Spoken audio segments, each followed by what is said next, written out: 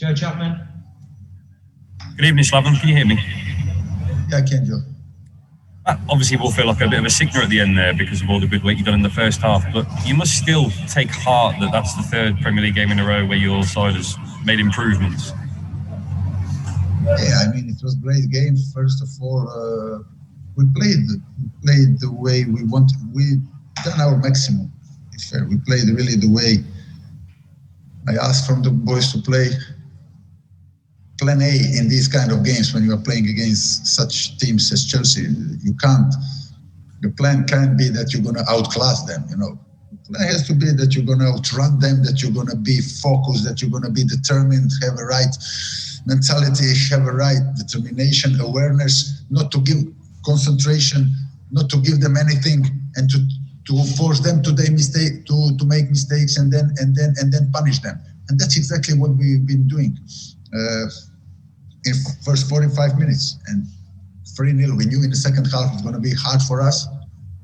We counted that when we get a ball that we're going to stretch them more because they're losing the shape, you know, because they have to score many goals.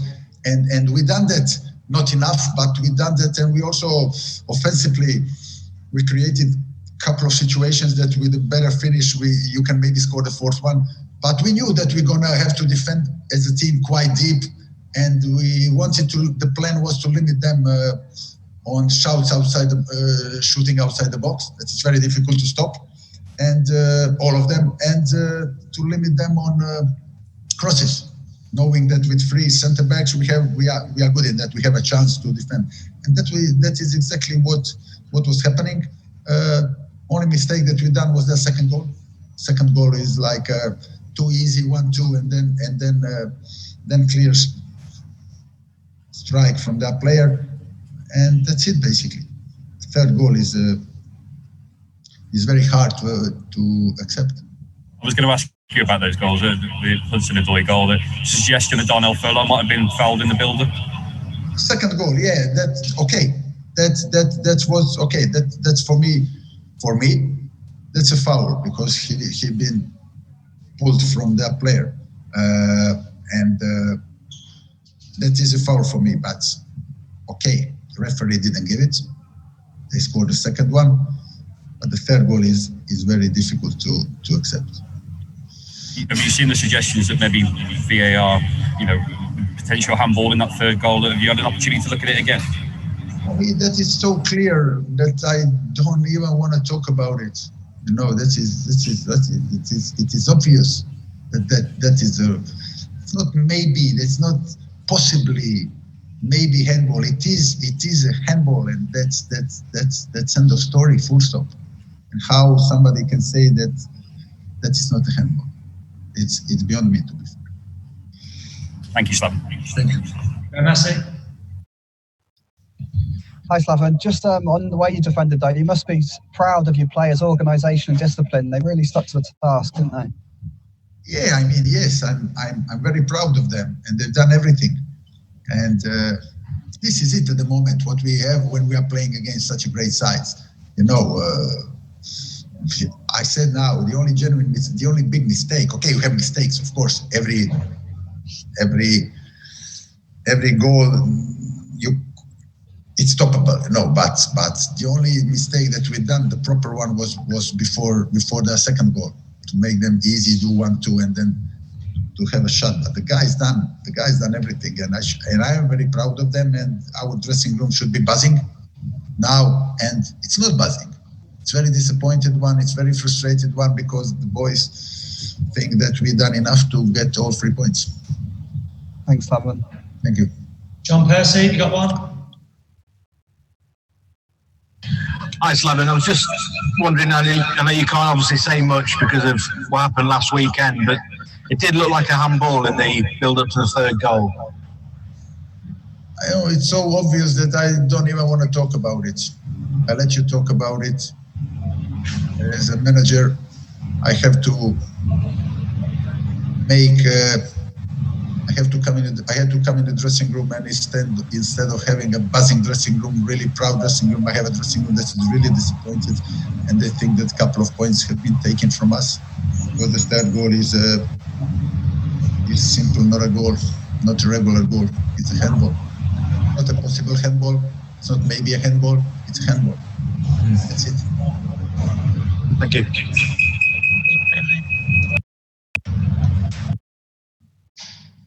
Hi, Slaven.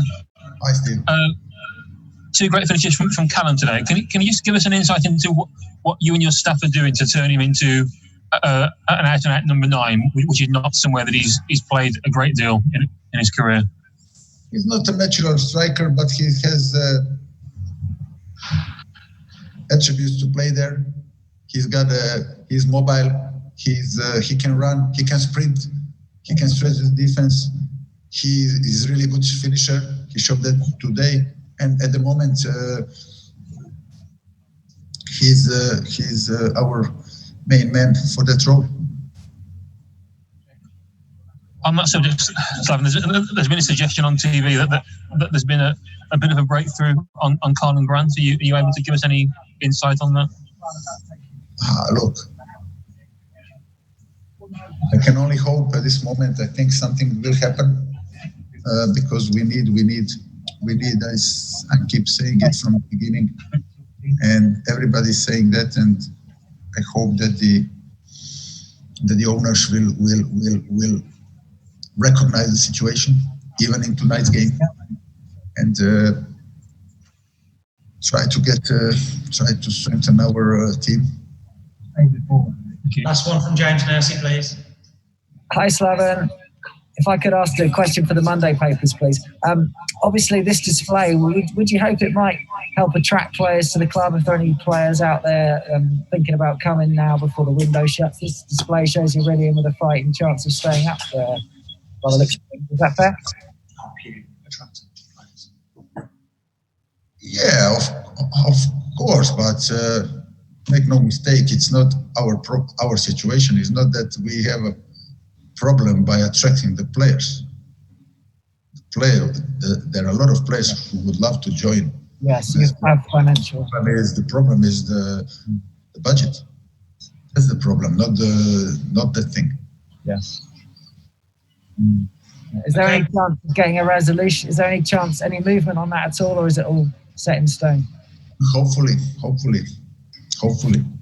A lot of things will happen in last whatever week or two, but hopefully we're gonna do something.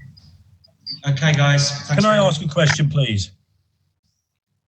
Yep. Yeah, it's hi Slaven, it's Andy Dillon here from The Sun. Hi, Andy. How are you? I'm fine. How are you, mate? I'm very good, thank you. Very good.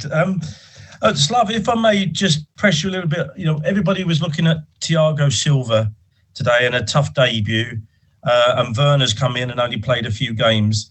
In particular with Silva, Frank was saying that he doesn't really need to speak the language. He gives off leadership with his body language. But as somebody who came to England yourself, Croatian, but coming from Germany as well, can you tell us how important is it to know the language when you come to a place like England? And also, does it take maybe a bit longer than some players think to settle into the pace of this game when they come in to England? And how long did it take you to settle?